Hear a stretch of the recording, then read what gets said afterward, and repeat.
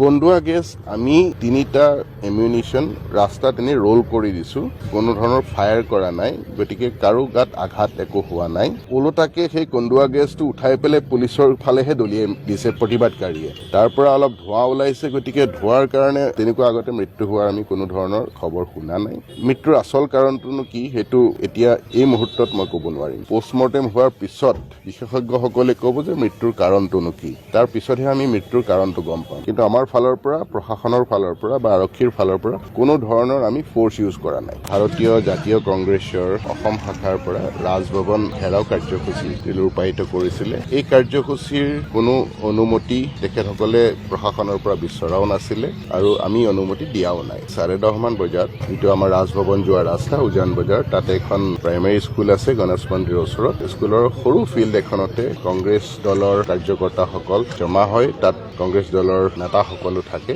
মানুহ 1000তকৈ বেছি জমা হৈছিলে বাহিৰতে আমাৰ প্ৰথম বেৰিকেডটো আছিলে তাৰ পিছত যিটো ব্ৰহ্মপুত্ৰ গেষ্ট হাউচৰ ৰটাৰীটো আছে সেইটোত আমাৰ ছেকেণ্ড বেৰিকেডটো আছিলে আৰু তাৰ পিছত আৰু এটা থাৰ্ড বেৰিকেড আছিলে প্ৰথম বেৰিকেডৰ আমাৰ যিমান আৰক্ষী আছিলে তেখেতসকলে কংগ্ৰেছ দলৰ নেতাসকলক অনুৰোধ কৰে যে আপোনালোক ইয়াৰ পৰা বাহিৰলৈ নোলাব কিন্তু প্ৰথম বেৰিকেড তেওঁলোকে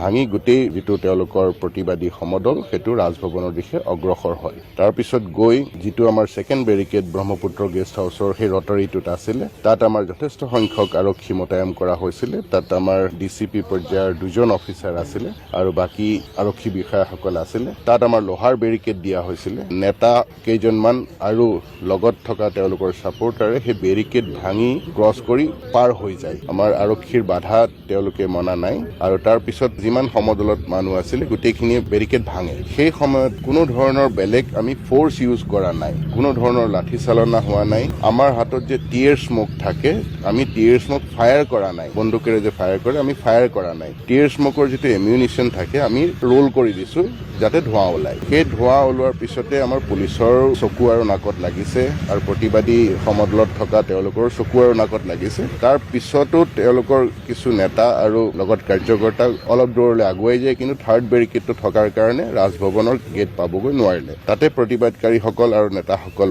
বহি অলপ সময় তেওঁলোকে প্ৰতিবাদ কৰাৰ পিছতে তাৰ পৰা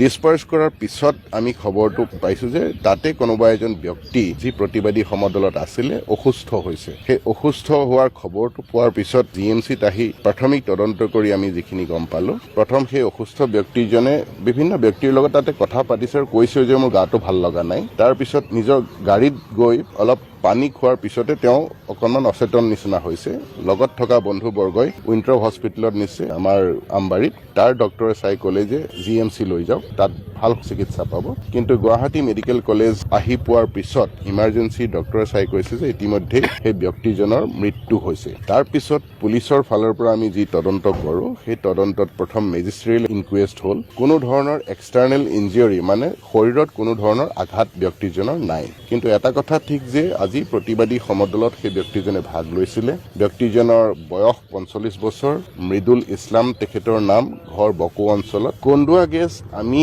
তিনিটা এমিউনিশন ৰাস্তাত এনে ৰোল কৰি দিছো কোনো ধৰণৰ ফায়াৰ কৰা নাই গতিকে কাৰো গাত আঘাত একো হোৱা নাই ওলোটাকে সেই কন্দুৱা গেছটো উঠাই পেলাই পুলিচৰ ফালেহে দলিয়াই দিছে প্ৰতিবাদকাৰীয়ে তাৰ পৰা অলপ ধোঁৱা ওলাইছে গতিকে ধোঁৱাৰ কাৰণে তেনেকুৱা আগতে মৃত্যু হোৱাৰ আমি কোনো ধৰণৰ খবৰ শুনা নাই মৃত্যুৰ আচল কাৰণটোনো কি হেতু এতিয়া এই মুহূৰ্তত মই ক'ব নোৱাৰিম পোষ্টমৰ্টেম হোৱাৰ পিছত বিশেষজ্ঞসকলে ক'ব যে মৃত্যুৰ কাৰণটোনো কি তাৰ পিছতহে আমি মৃত্যুৰ কাৰণটো গম পাম কিন্তু আমাৰ ফালৰ পৰা প্ৰশাসনৰ ফালৰ পৰা বা আৰক্ষীৰ ফালৰ পৰা কোনো ধৰণৰ আমি ফ'ৰ্চ ইউজ কৰা নাই